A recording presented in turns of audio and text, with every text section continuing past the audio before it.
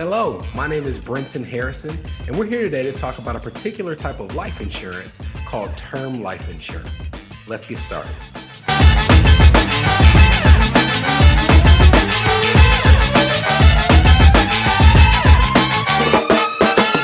One of the worst things about adulting is that you have to deal with things and make decisions about topics that you never thought about when you were a kid. Trying to make a budget? Well, that can be boring or tedious even if it's done correctly. Picking a health insurance plan?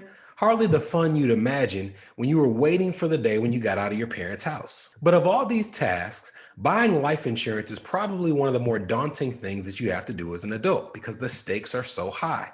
If something were to happen to you, you need to make sure that your loved ones and your beneficiaries are provided for when you're no longer around. Thinking about death isn't a fun thing, especially when it comes to your own mortality, but it doesn't strip us of the responsibility to put things in place to make sure that the people we love are cared for. So today, we're going to walk through the ins and outs of one of the most popular and basic forms of life insurance, term life insurance. At the risk of sounding redundant, life insurance that's term insurance is temporary coverage. It's life insurance that provides a death benefit if you die within the period of that term. I like to equate term life insurance to leasing an apartment. If you sign a leasing agreement with an apartment for, say, 18 months, then during that 18-month agreement, you have the right to experience all of the benefits and amenities offered by that complex.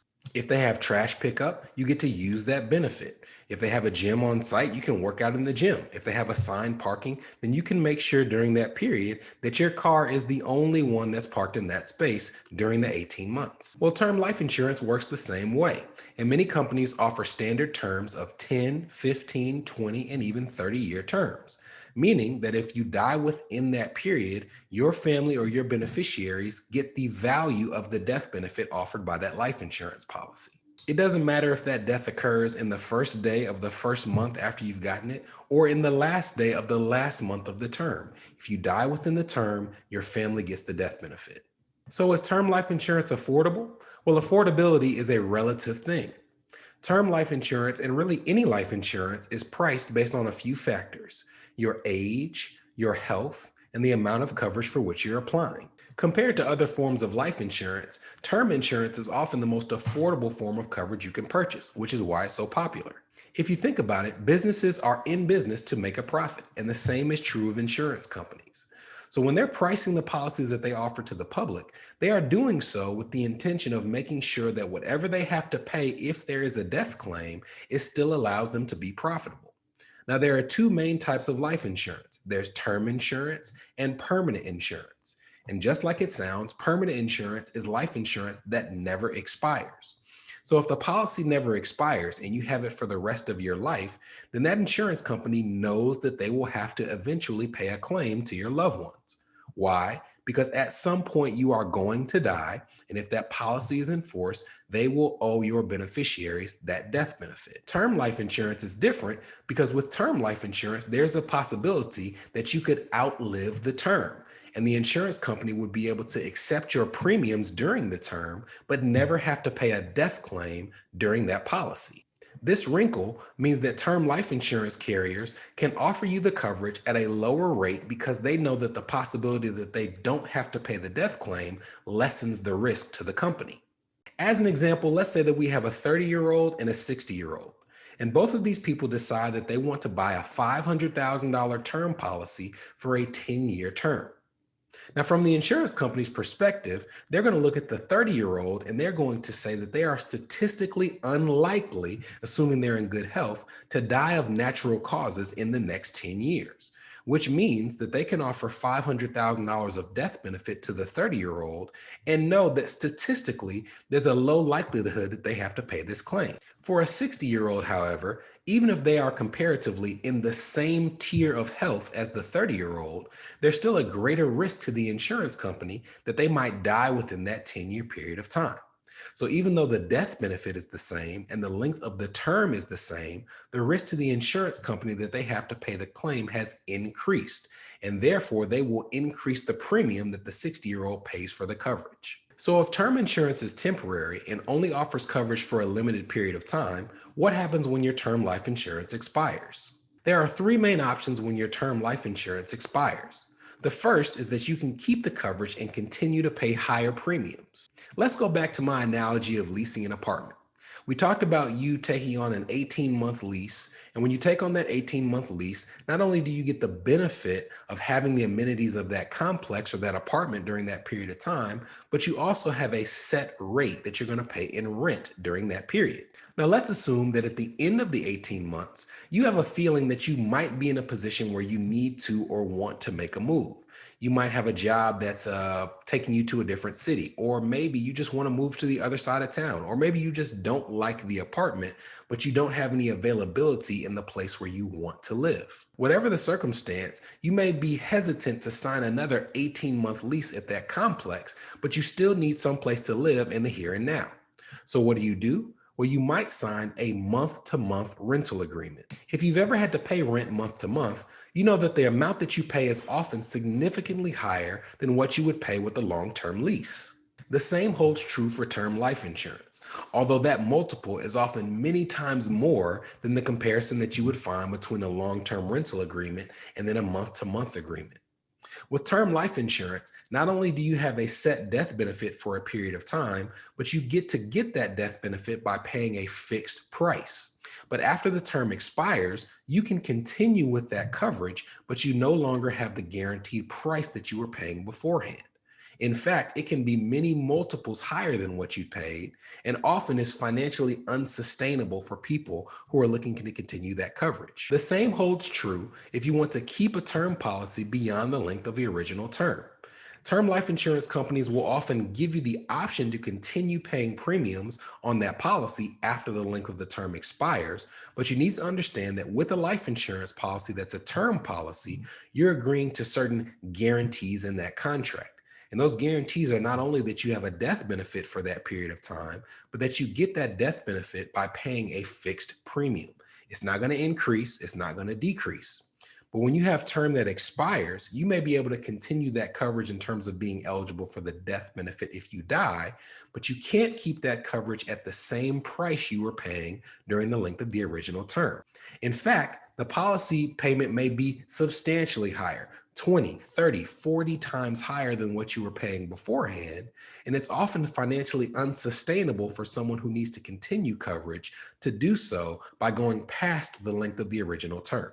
The second option is to apply for a new term policy with your current company or a new life insurer. Assuming you're still in good health, you can apply for a new term policy with your current company, or you can shop rates to see what you might get with another provider. Remember, however, that your health and the amount of coverage that you're purchasing aren't the only factors in determining what you pay. Age is also a very large determinant. If you have a 20-year term policy that expires, you may be in excellent health. Maybe you're even in better health than you were 20 years ago, but you are also 20 years older. And because of that increase in age, you might find that even though term life insurance may be affordable compared to other forms of life insurance, you're still due to pay a substantially higher premium than what you were paying as a 20 or 30 or even 40-year-old. Term life insurance can still be effective at later ages, but you really want to keep an eye on the rates so that you don't end up at 65 or 70 years old with an expiring term policy while you still need coverage. To explain why this is important, let's talk about what insurance is in its purest form. Insurance is really a transference of risk. I am transferring a risk that something might happen and I'm going to be responsible for it from myself to the backs of an insurance company or a third party. With life insurance, the risk is that you might die before you saved enough money to self-insure or provide the legacy that you want for your loved ones with your own assets. With insurance, you can take that risk and you can transfer it from yourself to an insurance company. You can pay them pennies on the dollar to assume the risk that you die and your family still needs to be provided for. Now, many of us assume that by age 60 or 65 or 70, that we would have definitively put enough money aside to reduce or eliminate that risk. Now, if we die, we do have enough money to provide that legacy to our loved ones. But we often find in practice that even in those ages, even for people who have done well, they still have a life insurance need. There is still some wish that they have for their beneficiaries that they don't yet have enough set aside to provide for. Now, when you transfer that risk at a young age, like 30 or 40, and lock in your coverage at that time, the insurance company again will charge you a lower rate to assume that risk. But if that risk still exists at 60, 65, 70, and you try to transfer it at that time, you're going to pay a much bigger premium to do so. To avoid this trap, you might want to consider option three.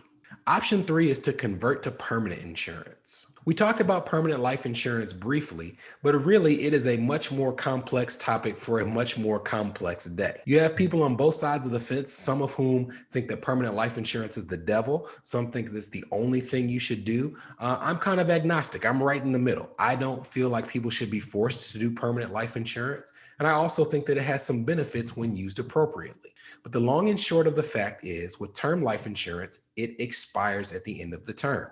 And if you haven't made arrangements, you could find yourself in a position where you are at older and older ages trying to replace term insurance policies at higher and higher rates. But one of the options that you have with term life insurance is you can convert portions or all of your coverage to permanent insurance, which never expires. I'm not going to get into the ins and outs or potential benefits, potential downsides of permanent life insurance, but I will say that it does provide a shield and protection for the event that you get to a later stage in life and still need life insurance protection. If you feel this risk may be present later in your life, then you should consider permanent life insurance, but you should only purchase it if you have a thorough understanding of how the product works, to the point that you can explain it back to the person who's offering it to you. Now that we've covered some of the basics of term life insurance, how do you know whether it's the right fit for your finances?